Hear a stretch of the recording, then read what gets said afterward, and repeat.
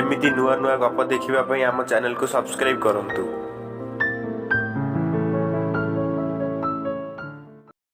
मु जीवन पट्टनायक भुवनेश्वर गोटे सॉफ्टवेयर कंपनी रे चाकरी करे। मो जन्मस्थान पुरी जिला निकटस्थ मालती पाटपुर। एई 2-4 वर्ष हेबो मु एई भुवनेश्वर रे चाकरी करिछि। बेस हस खुशी रे बीती चली थाए जीवन। भल चाकरी, भल दरमा, आउ ताठु भल रूममेट, आउ कौन बा दरकार। बेले बेले लागे जेमिति भगवान सबु सुख शांति अजाड़ी देइछंती मो उपरे। किंतु एई सबु सुख शांति भितरे मोर भी गोटे अधूरा स्वप्न रही जाई थाए। ता हला गाँर कोनोसी पुनेई पर्वरे घर को जीवार सुजोग मिलु न थाए मते। आम गाँ ठारू पुरी प्राय 1-2 किलोमीटर हेबो मात्र। केते जानी जातरा पुनेई महोत्सव न हेउची जगतरनाथ जगन्नाथंग पाखरे। हेले से सब को टिके आखि पुरेई देखिबाकू मते सुजोग मिलुनी।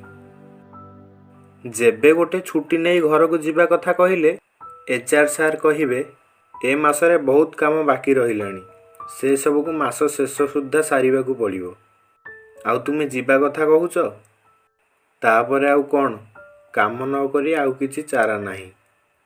तेणु मनर आशा को छाती तले चापी रखी काम करने बाध्य हुई। मु एई किछि दिन तले गोटे रविवार संध्यारे मु आउ मो रूम पिला माने छात उपरे बसी कथा हेउथलु। मोर जने सांग अमर कहिला, अरे जीवन तो घर परा पुरी, काई आमकु तो केबे डाकुनु तम पुरी बुलेई नेबाकू। एते बड़ रथ यात्रा हेउची, देश विदेशरू लोक आसुचंती आम ओडिसा को, हेले आमे ओडिसा रे थाई मध्य टिके जाई पारुने। ता कथा सुनी मु टिके चिड़ी जाई कहिली, तू कोन जानिनु जेबे भी घर को जीवा कथा उठेइले एचआर सार मना करिवे, कहिबे बहुत काम स्थगित अछि, आर मास आडकू देखिबा। मु तो निजे टिके मो घर को जाई पारुनी, आउ तते कोन नेबी। ए वर्ष भी रथ यात्रा पाखे आसिलानी, भाबुची कोन गोटे बहाना करी एथर निश्चय घर को जीवी। तुम मानंकु सांगरे नेबारे मोर किछि असुविधा नाही, हेले एचआर सार छाडिले तो। सेइठु अमर कहिला, काली केमिति कोन करी गोटे सार को मनेइबा, आउ जेमिति हेले रथ यात्रा देखिबा पई तुम गाँ को जीवा। परदिन सकाळ नीतिदिन परी अमर, राजू और मु बाहरी गलु ऑफिस रे पहुंची लागी पड़लु जे जहा कामरे। किछि समय परे सार आसिले। मु अमर को आखि ठारी सार सहित गाँ को जीवा विषय रे कथा हेबा पई इशारा कली। अमर संगे संगे जाई सार चांबर रे कौन कथा है लगे जानी किछि मुहूर्त पर मुह सुखई बाहर को बाहरला। मु एवं राजू ताकू पचारिबारु से कहिला, सार मुहे मुहे मना करदेले। मु अत्यधिक अनुरोध करिबारु कहिले, जदि जीवार एते इच्छा ताहले आम ऑफिस रो किछि प्रोजेक्ट नै पुरी रो मेन ब्रांच रे तुमको सबमिट करबाकू पड़िबो। जदि चाहुच तुमे 3 जण से प्रोजेक्ट नै पुरी ब्रांच को जाई पारो। काम सरिला परे दिने 2 दिन बुली फेरी आसीबो। मु ए कथा सुनी खुशी होई कहि पकेइली, अरे भल कथा तो, अंतत एते दिन परे दिने 2 दिन तो बुलिबा पई मिलिछि ना, तू मन दुख कोन पई करूछु। सेइठु अमर कहिला, अरे मूर्ख, प्रोजेक्ट सबमिट करिवार तारीख हेउची 19 तारीख, सेते बेलकू रथ यात्रा सरी जाइथिबो। ता कथा सुनी मो मुहरु बाहरी पड़िथिबा से उत्फुल्लित हस मेंचाक मलिन पड़ीगला। किछि समयर नीरवता परे राजू कहिला, अरे भाई रथ यात्रा को सिना जाई परिबानी, 20 तारीख रे बाहुडा यात्रा अछि, अंततः सेतिकी तो देखि परिबा। ता कथा सुनी मन को टिके आश्वासना मिलिला। दिन जाक ऑफिस रे काम करी करी संजय बेल को रूम को फेरिलु। मु अल्प खुशी रो भागीदार होई घर को फोन करी जणई देली जे मु ओ मो सांग माने मिसी बाहुडा यात्रा को घर को जाउछु बोली। मो मुहरु घर को जीवा कथा सुनी घर लोक बहुत खुशी होई गले। दिन पर दिन बीती चलिला, या भितरे रथ यात्रा भी चली गला। शेष को आमे अपेक्षा करिथिबा दिनटी मध्य पाखई आसिला। 19 तारीख सकाळ नीतिदिन परी ऑफिस बाहरी गलु आमे 3 जण। किछि समय परे एचआर सार तांको कैबिन को डकैले। आमे तत्क्षणात जाई पहुंचिलु तांको कैबिन रे। सार आमको देखी कहिले, काली बाहुडा यात्रा, ऑफिस छुट्टी अछि, तुमको आज जेमिति भी हेले प्रोजेक्ट सबमिट करने को पड़ो। आज प्रोजेक्ट सबमिट कर सारा पर काली दिन को बुलाबुली करी पर दिन सकाळु ऑफिस को फेरी आसीबो। एबे शीघ्र बाहरी पड़। आमे खुशी रे सार को थैंक यू सार कही बाहरी आसिलु सार को चैम्बर रु। Office laptop project file pen drive सब बैग रे भर्ती करी धाइलु पार्किंग यार्ड को बाइक आनिबा पई। अमर रो गोटे पल्सर आ मोर गोटे ग्लैमर थाए। राजू रो गाड़ी न थाए। तांको घर रो किछि आर्थिक समस्या जोगु सबु दरमा से घर को देबाकू बाध्य हुए। तेणु ए पर्यंत गाड़ी किनी पारिनी। से जहा भी हो आमे तो दुईटी बाइक रखीचु। से आम सहित जीवा आसीबा करे। आउ बा भला गाड़ी तार कौन दरकार हेबो। मु आउ राजू मो बाइक रे आउ अमर ता बाइक रे बसी गाड़ी स्टार्ट करिछु। बड़ बड़ बरकोलिया टोपा वर्षा अजाड़ी पकेइला। ए वर्षाटाकू भी एतिकी बेलू हबार थिला। कहीदे पार्किंग रु दौड़िलु आमे पुणी ऑफिस आड़कू। एतिकी समय भितर आमे पूरा ओदा जुड़ुबुड़ु हो जाइथिलु। वर्षा छाड़िबा अपेक्षा रे बसी रहिलु ऑफिस रो बालकोनी रे।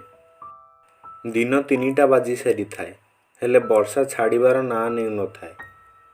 एतिकी बेले सार आसी कहिले अरे वर्षा छाड़िबार आशंका देखा जाउनी। तुमे गोटे काम कर तुम बाइक से पार्किंग रे थाउ। तुमे माने मो कार नहीं चली जाओ। जेमिति हेले पूर्वाह्न सुधा तांकू प्रोजेक्ट देबार अछि। सेपटू बारंबार फोन आसुछि। तत्क्षणात सार को कार नहीं आमे बाहरी आसिलु पुरी अभिमुखे। प्राय 2 घंटार यात्रा पर संध्या 5टा बेलू जाई पहुँचिलु पुरी ऑफिस रे। ऑफिस काम सरू सरू संध्या 8टा बाजीगला। दिन जाकर कार्य व्यस्त रे थकी पड़िथिलु समस्ते। कार भीतर को आसी थम करी बसी पड़िलु। एतिकी बेले अमर कहिला अरे काली दिनटा गले तो पुणी से ऑफिस पुणी से टेंशन। मु भाबुची आज राति कई समुद्र कूल बुलाबुली करी गोटे लॉज रे रही जिबा।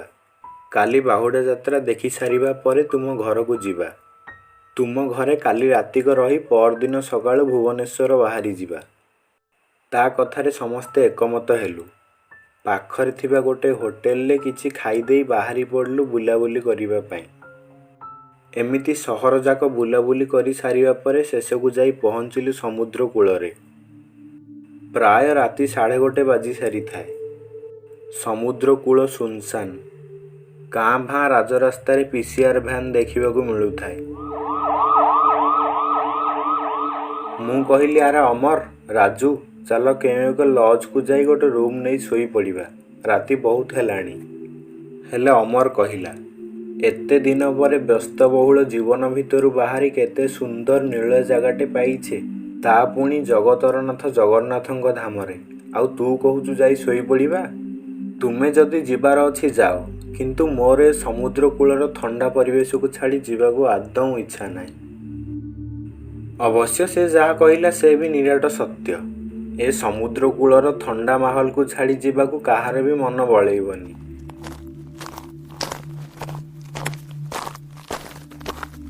एमिति कथावार्ता होई आमे समुद्र कड़े कड़े चली थाउ आगकू। एई भितर केतेबेले जे आमे आम कार रखिथिबा जागा ठारू बहु दूर को चली आसीथिलु आमे निजे भी जानी पारि नथिलु। आगकू झाऊ बण देखा गलानी। मु सेमानकू अटकेई देई कहिली आरे आमे बहुत दूर को चली आसिलेनी। आम कार बहुत पछरे रहीगला। सेमाने कहिले ए जागाटी बहुत भल लागुछि। तू जा कार नहीं आसीबू आमे एइठी अछु। मु जेते बुझेइले भी सेमाने मो कथा बुझिलेनी। गोटिए जिद धरी बसिले तू जा कार नहीं आसीबू आमे एइठी अछु। शेषकू मु बाध्य होई चलीगली कार आनिबा पई एकुटिया। गाड़ी पाखरे पहुंची गाड़ीर डोर खोलीछि। हठात गोटे आर्तनाद सुभिला से झाऊ बण आडू।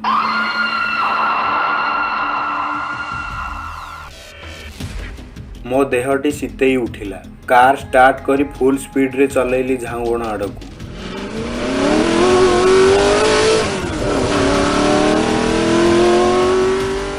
सेठी जाई देखे तो राजू आ अमर से जगार नाहंती।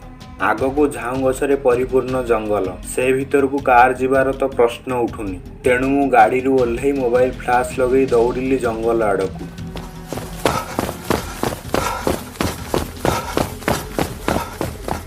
ରାଜୁ ଅମର ବୋଲି ଚିଲେଇ ଚିଲେଇ ଜଙ୍ଗଲ ସାରା ଦୌଡ଼ିବାକୁ ଲାଗିଲି। ରାଜୁ, ଅମର। ବିରାଟ ଝାଉଁବଣ ଭିତରେ ଏ ଦିଗରୁ ସେ ଦିଗ ଦିଗହରା ହୋଇ ଦୌଡ଼ୁଥାଏ ମୁଁ। ବାଲିରେ ଦୌଡ଼ି ଦୌଡ଼ି ଗୋଡ଼ ଦୁଇଟି ମୋର ଅଚଳ ପ୍ରାୟ ହୋଇସାରିଥାଏ। ମୋ ତଣ୍ଟି ଶୋଷରେ ଶୁଖି ଯାଉଥାଏ। ଠିକ୍ ଏହି ସମୟରେ ଏକ ଅପ୍ରାକୃତିକ ହସରେ ଚାରିଦିଗ ପ୍ରକମ୍ପିତ ହୋଇଗଲା।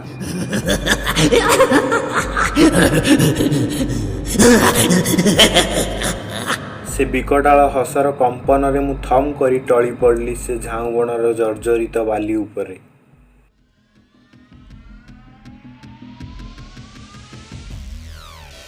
ହଠାତ୍ ମୋ ଆଖି ଖୋଲିଲା ବେଳକୁ ମୁଁ ଶୂନ୍ୟରେ ଛଟପଟ ହେଉଛି। ମୋ ତଣ୍ଟିକୁ କିଏ ଚିପି ଧରିଛି। ହେଲେ ମୋ ଚତୁଃପାର୍ଶ୍ୱରେ କେହି ବି ନାହାନ୍ତି। ମୁଁ ସେଇ ବନ୍ଧିତ ଗଳାର ଜର୍ଜରିତ କଣ୍ଠରେ ଚିତ୍କାର କରିବାକୁ ଲାଗିଥିଲି, ବଞ୍ଚାଅ, ବଞ୍ଚାଅ ମୋତେ, ମରିଗଲି, ମରିଗଲି। ଶେଷକୁ ପାଟିରୁ ପଦୁଟିଏ ବାହାରି ପଡ଼ିଥିଲା, ହେ ଜଗନ୍ନାଥ, ରକ୍ଷା କର ପ୍ରଭୁ, ରକ୍ଷା କର। ଠିକ୍ ଏତିକି ବେଳେ ଦୂରରୁ ଭାସି ଆସିଲା ଘଣ୍ଟ ଘଣ୍ଟା ଶଙ୍ଖ ଧ୍ୱନିର ମଧୁର ଶବ୍ଦ।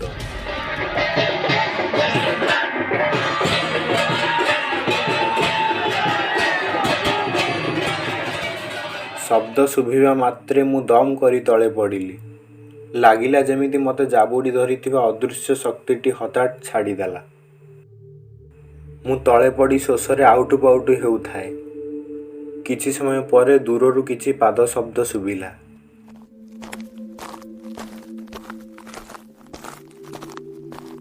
ମୁଁ ଝାପ୍ସା ଆଲୁଅରେ ଦେଖିଲି କିଏ ଦୁଇଜଣ ଲୋକ ମୋ ନାଁ ଧରି ଡାକି ଡାକି ମୋ ଆଡ଼କୁ ଆସୁଛନ୍ତି। ଅମର ଆଉ ରାଜୁ ବୋଧହୁଏ।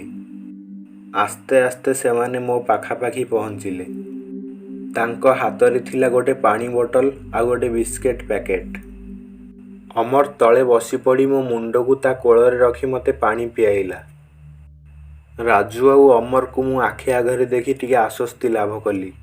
ତାଙ୍କୁ ଧୀର ସ୍ୱରରେ ପଚାରିଲି, କୁଆଡ଼େ ଚାଲି ଯାଇଥିଲ ତୁମେ ଦୁଇଜଣ? ମୁଁ କେତେ ଖୋଜିଛି, ହେଲେ କେଉଁଠି ବି ପାଇଲିନି। ରାଜୁ କହିଲା, ଆରେ ତୁ କାର୍ ପାଇଁ ଗଲା ପରେ ଆମେ ଭାବିଲୁ ପାଇଲା ପ୍ରହର ତ ହେଲାଣି। ଜୀବନ କାର୍ ନେଇ ଆସୁ ଆସୁ ଚାଲ ସମୁଦ୍ର କୂଳ ପାଖ ଚା ଦୋକାନରୁ ଟିକେ ଚା ପିଇ ଦେଇ ଆସିବା। ଏମିତିରେ ତ ଜୀବନ ଚା ପିଏନି। ସେଥିପାଇଁ ତୁ ଆସିବା ପୂର୍ବରୁ ଆମେ ଚାଲି ଯାଇଥିଲୁ। କିଛି ସମୟ ପରେ ସମୁଦ୍ର କୂଳକୁ ଫେରି ଦେଖିଲା ବେଳକୁ ଆମ କାର୍ଟି ଝାଉଁବଣ ପାଖରେ ଥୁଆ ହୋଇଛି। ହେଲେ ତୁ ସେଠି ନାହୁଁ। ତତେ ଯେତେ ଫୋନ୍ କଲେ ବି ସୁଇଚ୍ ଅଫ୍ ଦେଖେଇଲା। ଶେଷକୁ ଆମକୁ ଆଉ କିଛି ବୁଦ୍ଧି ବାଟ ଦେଖାଗଲାନି। ତୋ ପାଇଁ ଆଣିଥିବା ବିସ୍କୁଟ ଆଉ ପାଣି ବୋତଲ ହାତରେ ଧରି ଦୌଡ଼ିଲୁ ଜଙ୍ଗଲ ଆଡ଼କୁ। ସେତେବେଳଠୁ ଖୋଜି ଖୋଜି ଏବେ ପାଉଛୁ ତତେ। ତୋର ଏସବୁ ଅବସ୍ଥା କେମିତି ହେଲା? ଅମର କଥା ଶୁଣି ମୁଁ କହିଲି, ମୋତେ ଆଗେ ଟିକେ ଗାଡ଼ି ପାଖକୁ ନେଇ ଚାଲ, ମୁଁ ସବୁ କଥା କହୁଛି। ସେଇଠୁ ସେମାନଙ୍କ କାନ୍ଧରେ ହାତ ପକାଇ କଷ୍ଟେ ମଷ୍ଟେ ଗାଡ଼ି ପାଖକୁ ଆସିଲି। ଆଉ ଢୋକେ ପାଣି ପିଇ ଦେଇ ସବୁ କଥା ସେମାନଙ୍କୁ କହିଲି। ମୋ କଥା ଶୁଣିସାରି ଅମର କହିଲା, ଆରେ ହଁ, ଆମେ ସେଠି ଚା ପିଇଲା ବେଳେ ସେ ଚା ବାଲା ବି ଠିକ୍ ଏମିତି ଗୋଟେ କଥା କହୁଥିଲା ସେ ଝାଉଁବଣରେ କାଳେ କେଉଁ ଆତ୍ମା ରହୁଛି। ରାତି ହେଲେ ବିକଟାଳ ଶବ୍ଦ ଶୁଭୁଛି। ହେଲେ ଆଜି ତତେ ପ୍ରଭୁ ଜଗନ୍ନାଥ ବଞ୍ଚେଇ ଦେଲେ। ସେତେବେଳକୁ ପ୍ରାୟ ସକାଳ ପାଇ ଆସିଥାଏ। ମୋର ଜଣେ ସମ୍ପର୍କୀୟ ଭାଇଙ୍କ ରୁମ୍କୁ ଯାଇ ଗାଧୁଆ ପାଧୁଆ କରି ଫ୍ରେଶ୍ ହେଲୁ। ଦିନଟା ଯାକ ଜଗତରନାଥ ଜଗନ୍ନାଥଙ୍କ ବାହୁଡ଼ା ଯାତ୍ରାର ଭରପୁର ଆନନ୍ଦ ଉଠାଇଲୁ। ଆଉ ସନ୍ଧ୍ୟା ବେଳକୁ ଆମ ଗାଁକୁ ଯାଇ ରାତିଟିଏ ରହି ପରଦିନ ସକାଳୁ ଫେରି ଆସିଲୁ ଆମ କର୍ମସ୍ଥଳ ଭୁବନେଶ୍ୱରକୁ।